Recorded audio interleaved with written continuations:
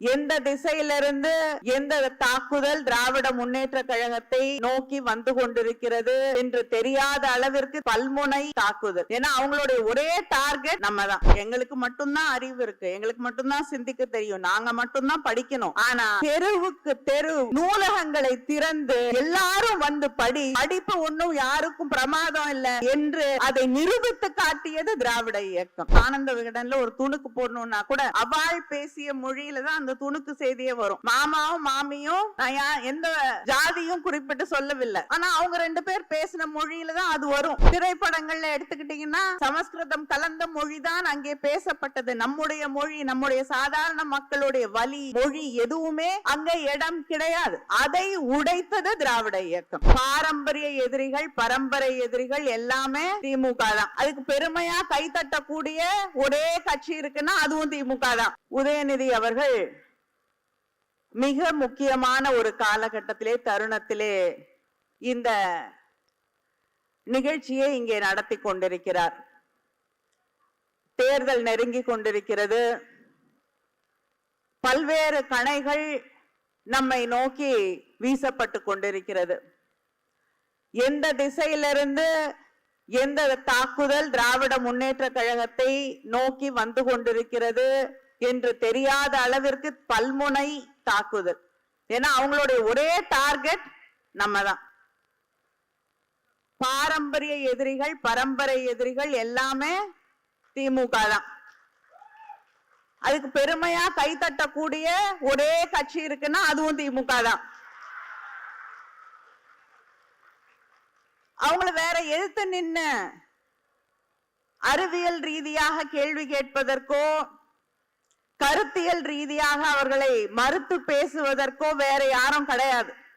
நம்ம மட்டும்தான் அவங்களுக்கு வழிவிடாமல் கருத்தியலாக இருக்கட்டும், அந்த அரசியல் வழியாக இருக்கட்டும், அறத்தின்பால் நின்று அவர்களை எதிர்க்கக்கூடியவர்கள் நாம் மட்டும்தான் என்ற அந்த தெரிவு அவங்களுக்கு இருக்கிறதுனால எல்லா விதத்திலையும் நம்மை நோக்கித்தான் கணைகளை அவர்கள் எய்து கொண்டிருக்கிறார்கள். இது நமக்கு பழகின ஒண்ணுதான், புதுசா ஒண்ணும் இல்லை.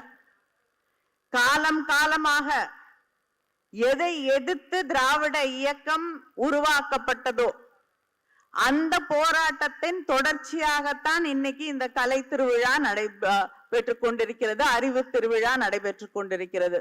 வெளியில ஒரு 50 ஸ்டால் இருக்கக்கூடிய புத்தக கண்காட்சி நடந்து கொண்டிருக்கிறது என்று உரை சொன்னார். இதை பயன்படுத்தித்தான், இந்த மொழியை, இந்த அறிவை பயன்படுத்தித்தான் நமக்கு காலம் காலமாக இருந்த அந்த அடக்குமுறையை எதிர்த்து நாம் போராடினோம்.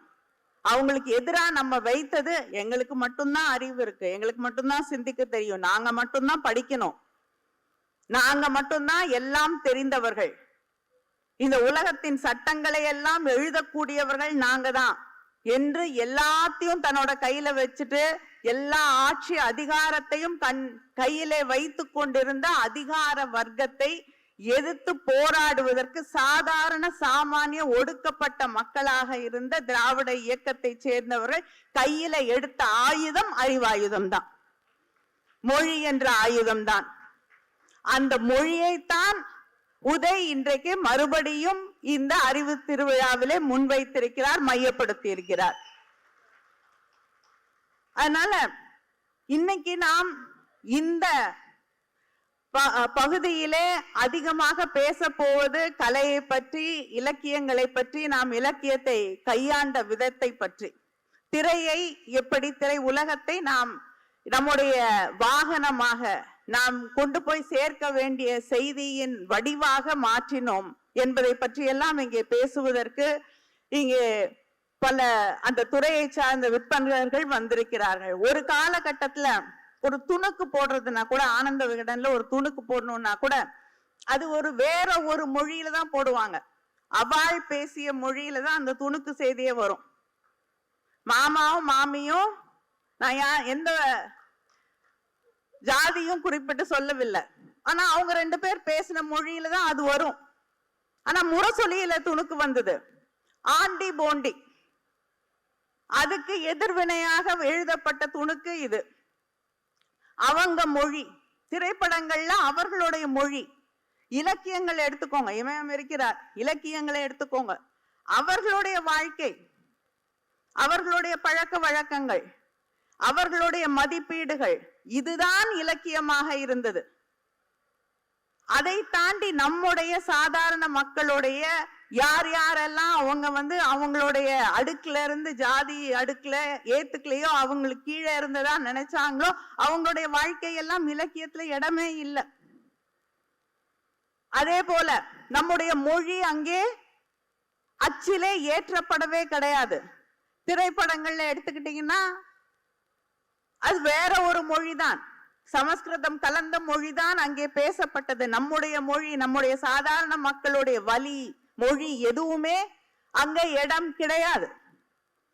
ஆனால் திராவிட இயக்கம் என்ன செஞ்சதுன்னா, அந்த மொழியை யார் தமிழை அவர்களுடைய தமிழாக மாற்றி வைத்திருந்தார்களோ, யார் இலக்கியத்தை, மேடையை, திரையுலகத்தை தன்னுடையதாக மாற்றி வெகுஜனங்களுக்கு கொண்டு போய் சேர்க்கக்கூடிய செய்திகளை கூட தனக்கு தான் சொல்ல நினைக்கக்கூடிய விஷயங்களை மட்டும்தான் சொல்ல முடியும் மாத்தி வச்சிருந்தாங்களோ, அதை உடைத்தது திராவிட இயக்கம்.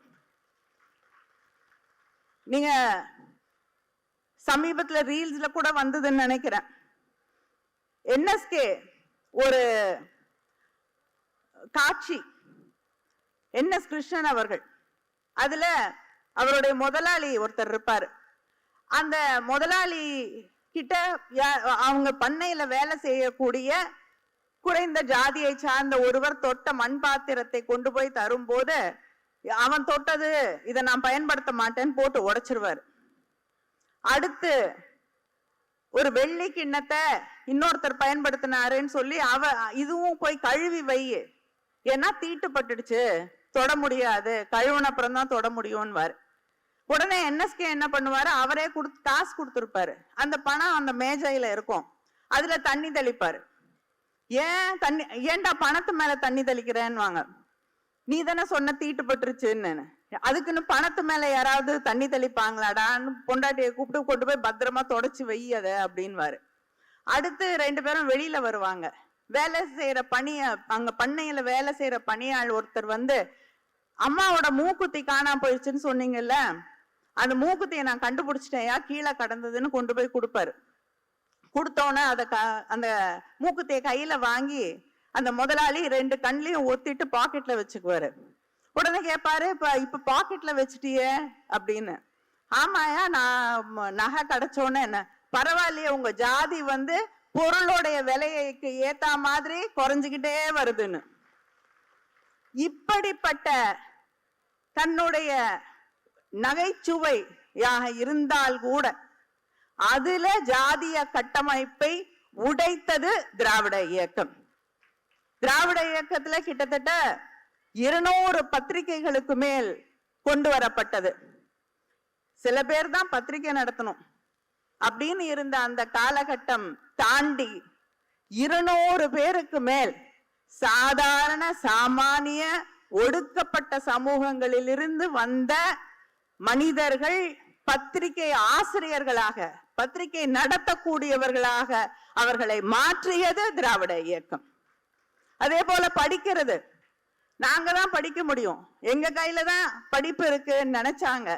ஆனா தெருவுக்கு தெரு நூலகங்களை திறந்து எல்லாரும் படிப்பு ஒண்ணும் யாருக்கும் பிரமாதம் இல்ல, உன்னாலையும் படிக்க முடியும், உள்ள படிக்க ஆரம்பிச்சுன்னா நீ யாரையும் ஜெயிச்சு காட்டலாம் என்று அதை நிரூபித்து காட்டியது திராவிட இயக்கம். மேடை நாடகங்கள்ல புராணங்களை மட்டுமே பார்த்து கொண்டிருந்தவர்களுக்கு இந்த சமூகத்தை பற்றி பேச கற்றுக் கொடுத்தது திராவிட இயக்கம், சிந்திக்க கற்றுக் கொடுத்தது திராவிட இயக்கம். அதை பற்றி எல்லாம் இங்கே பேசுவதற்கு வந்திருக்கிறார்கள், அவர்களை நான் பேச அழைக்கிறேன். நன்றி.